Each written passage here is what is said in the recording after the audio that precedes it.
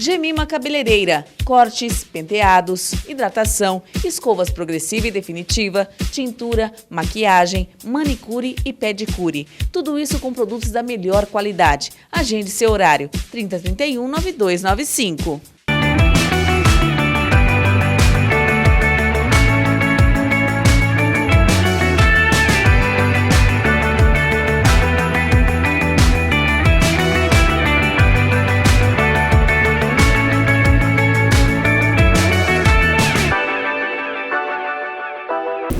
Olá, estamos iniciando mais um programa Ciranda Literária. Eu sou Railda Masson, professora, especialista em literatura inglesa, escritora e poeta. Estamos recebendo hoje no nosso programa o professor, psicólogo e palestrante Alfredo Welker Sobrinho. Seja bem-vindo, professor.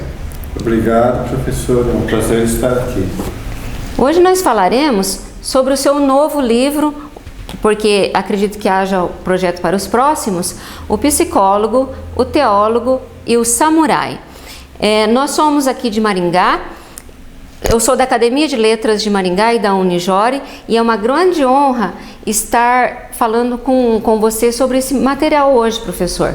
O que o senhor teria a dizer, a princípio, sobre o livro em si, sobre a importância desse livro para a pessoa Alfredo Welker, especialmente para você? Esse livro ele é assim um sonho que eu tenho desde que eu entrei em contato com a programação neurolinguística. Eu era uma pessoa tímida, que não conversava com as pessoas e que não acreditava em mim mesmo. E através da PNL, que é a programação neurolinguística, eu descobri ferramentas que fazem a gente mudar a visão de mundo. E aquilo que antes parecia um monstro torna-se, na verdade, uma forma, algo natural que a gente possa fazer. Por exemplo, falar em público e também exercer, às vezes, algumas habilidades, como escrever, falar, desempenhar algum papel profissional. E o livro foi uma forma que eu encontrei de passar isso para as outras pessoas. Então é um livro romanceado, técnico e científico, com a minha experiência de vida que eu tive para mudar de vida assim, e crescer em várias áreas, profissionais e emocionais. E você acredita na mudança rápida de uma pessoa, de comportamental com PNL, ou você acha que é algo gradativo, intenso, demorado, de acordo com o seu conhecimento? A maioria das culturas, e também a nossa, acredita que para o ser humano mudar, ele precisa passar por um longo processo. Mas eu não acredito mais nisso. Eu acredito que a gente pode mudar rapidamente. Basta encontrar a ferramenta ideal, a chave ideal, para a gente acreditar e experimentar isso. É muito rápido, mais rápido que a gente pode imaginar. Nós como professores acreditamos nessa transição de melhora, não é? Nós vivemos trabalhando e sonhando com isso, e eu acredito que esse trabalho que você faça, você também é professor, nós também fazemos em sala de aula. Nós acreditamos que há mudanças com a leitura, com a persistência, com a existência da pessoa mesmo, né? E o fato da timidez é muito comum na minha sala de aula. Então, é isso mesmo. A timidez, ou às vezes o não acesso à leitura, faz com que a pessoa aprenda ou construa limitações próprias. A PNL vai demonstrar de uma forma simples que ela pode ler bastante, ela pode escrever, ela pode aprender matemática, então ela pode exercer praticamente qualquer atividade tendo um bom desempenho. Tudo isso depende da estrutura neurológica, da forma como ela aprendeu que isso é possível ou não é possível. A PNL ela é nova, ela não é muito antiga, ela foi desenvolvida a partir dos estudos de 2 psicólogos nos Estados Unidos em 1975. E eles descobriram que a diferença de uma pessoa que alcança seus objetivos Em uma pessoa que só alcança o fracasso, a única diferença é a estratégia mental, é a forma de ver, a forma de pensar sobre o objeto. Por exemplo, tem pessoas que olham para um lago e sentem medo e querem se afastar dali. E tem pessoas que olham para o lago e lembram de férias, verão, diversão, e querem nadar, se divertir e viver naquele lugar ali. Qual a diferença? Nenhuma, é o mesmo lago, mas a forma como as pessoas aprenderam a ver o lago como perigo ou como diversão faz a diferença. Isso está dentro do nosso inconsciente. A PNL são as chaves para mudar essa visão. Eu percebi que o principal é a atitude na leitura que eu fiz do livro. Principalmente a atitude de querer mudar. Isso. E sair da zona de conforto. Isso. E você falou algo, só vou retroceder um pouco. Eu acredito também no deserto que nós temos que passar. Aquele momento de introspecção, que você tem que analisar o que é o diferencial na sua vida, o que você quer alcançar, seus objetivos, não é? E o principal que eu percebi na minha vida é que eu tenho que tomar essa atitude, chamar para mim a responsabilidade, porque o outro, ele já tem seus problemas. Então, à medida que você toma uma atitude de receber 9 não, e aí eu converso com as pessoas e digo, um não eu já tenho, né? Então, buscar pelo sim é complicado, porque muitas pessoas vão parando pelo caminho. Eu vejo na área estudantil, eles vão simplesmente desanimando, e eles precisam alcançar a pirâmide, e nem todos têm essa força interior. E a dificuldade que eu percebo também amei o livro, li e me senti muito nele, porque tem situações de preconceitos que não estão nem no consciente, já estão lá no subconsciente, que é pior ainda, não é? Muitas vezes nós convivemos com as pessoas e não sabemos desse problema interiorizado. Então a PNL eu achei fantástica, vou adotar e procurar aprender mais, não é? E a situação assim de você escritor, onde surgiu? Em que momento da sua vida? É muito interessante a sua pergunta. Ela dá quase que para resumir toda a minha busca e a minha intenção. Eu aprendi também com a PNL a pensar nas demais pessoas de uma forma diferente, como se eu fizesse parte das outras pessoas. Então isso faz surgir um amor diferente. Você usou o exemplo de cruzar o deserto. Então, antes de conhecer PNL, antes de pensar em escrever, eu cruzava o deserto, e um dos desertos que eu cruzei foi aprender matemática na universidade. Eu levei 6 meses, porque eu tinha nota baixa, eu fiquei 6 meses falando na minha cabeça, eu gosto de matemática, eu aprendo matemática, matemática é bom, matemática é gostoso. Então esse deserto meu durou 6 meses. Se eu não tivesse conhecido a PNL antes, esses 6 meses que eu levei para cruzar o deserto meu, que eu criei, eu teria feito em 5 minutos. E teria tirado os bloqueios da minha mente que impedia eu de aprender matemática. Aprendi, hoje sou muito bom e gosto de matemática. Então, o deserto é a gente que cria. E, por exemplo, tem pessoas que criam que, para ela receber uma graça, ela tem que fazer uma penitência de andar, vamos dizer, 200 quilômetros. E ela vai e anda 200 quilômetros e recebe essa graça.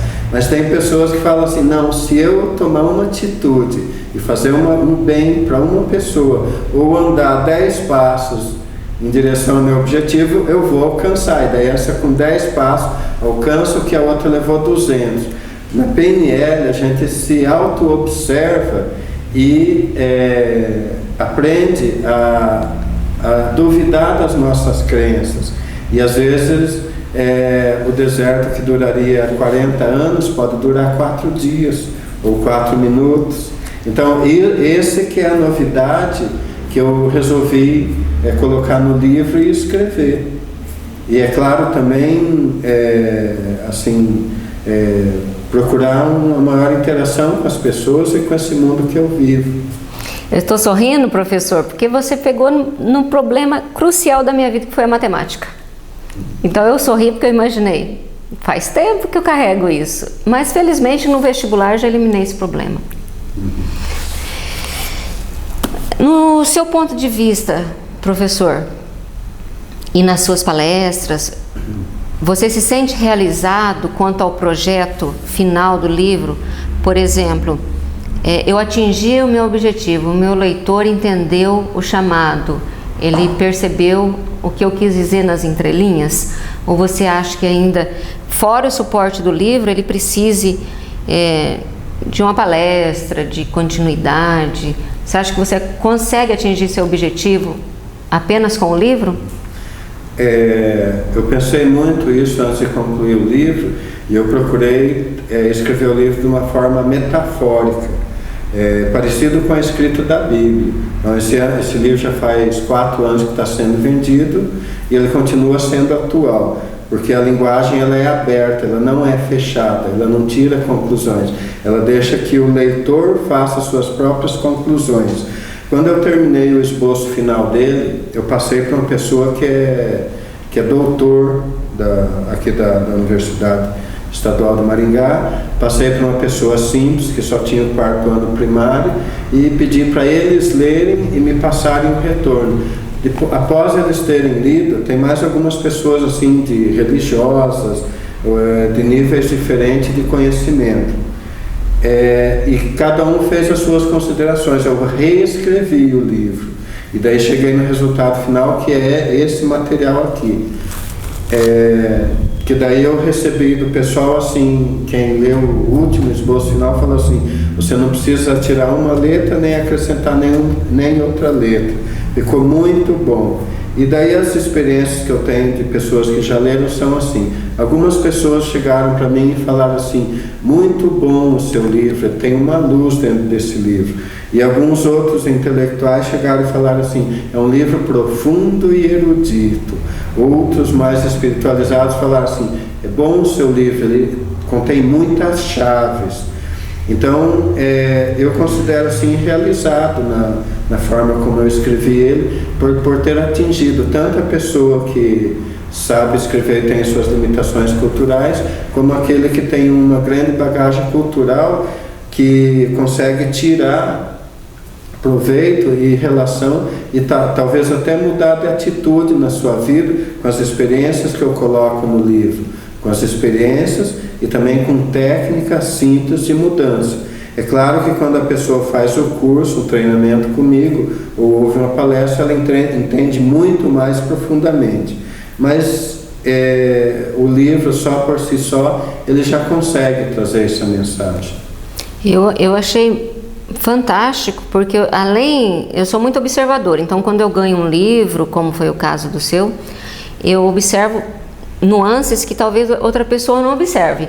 Então eu observo a qualidade do material, do papel, a letra, se é conveniente para a leitura, e observei as cores que você utilizou, estão aqui, e também o cuidado que você teve de envelopar o livro, né? Tem esse seu aí, já está.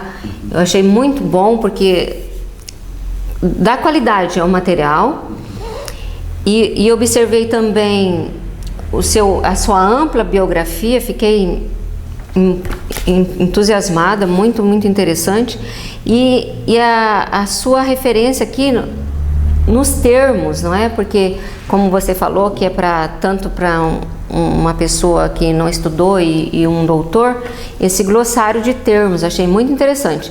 E eu gosto muito de grifar as partes importantes e aprender numa segunda leitura. Então eu gosto de ler várias vezes, né?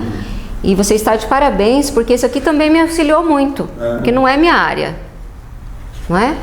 E foi interessante justamente isso. O que me chamou a atenção também é que você deixou claro bem no final, você deixou as referências bibliográficas, né?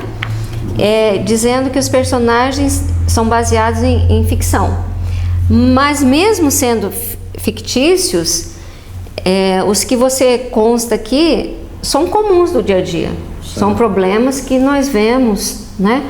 E eu gostaria que você pontuasse algum em especial, que você viu a transformação antes e depois do seu livro, depois de uma palestra. Um em especial, porque aqui tem uns 2, 3, né? Um que assim você gostaria que o telespectador soubesse. Isso. No final tem alguns casos de consultório, claro que eu mudei os nomes, né? Mas são situações em que as pessoas utilizaram as técnicas de PNL e mudaram. Mas eu vou usar assim, um exemplo bem clássico, que é quando as pessoas chegam no meu consultório. Tem pessoa que vem achando que a vida é um dragão. E quando a gente imagina um dragão, um monstro, a gente imagina algo grande, talvez escuro ou acinzentado, com grandes dentes, e que faz um grande estrago na nossa vida. Nós temos o funcionamento do nosso cérebro, tem uma parte que chama-se submodalidades visuais, auditivas e sinestésicas. A sinestésico está incluído tato, olfato e paladar.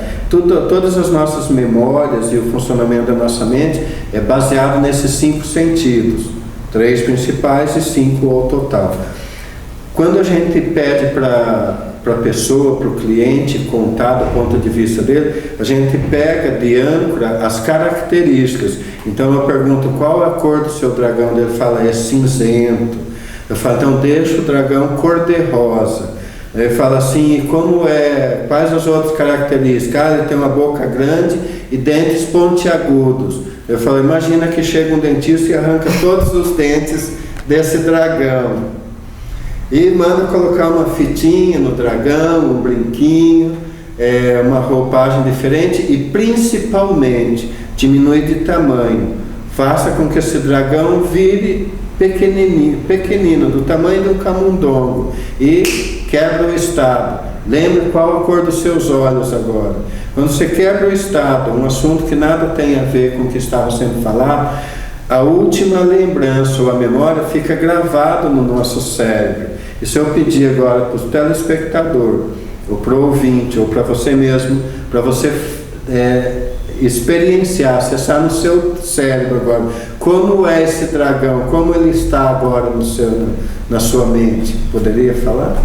Espero que bem pequeno. Isso, não, mas acessa ele para você experimentar, viu? E o que acontece? Depois que mexe nessas particularidades, nessas características, é claro que usando as técnicas da PNL, não tem mais volta. É que nem quando a gente aprende a falar, não tem como desaprender. Aprende a andar de bicicleta, passa um tempo, você continua andando.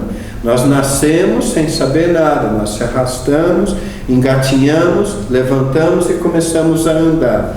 A gente consegue voltar a engatinhar ou se arrastar?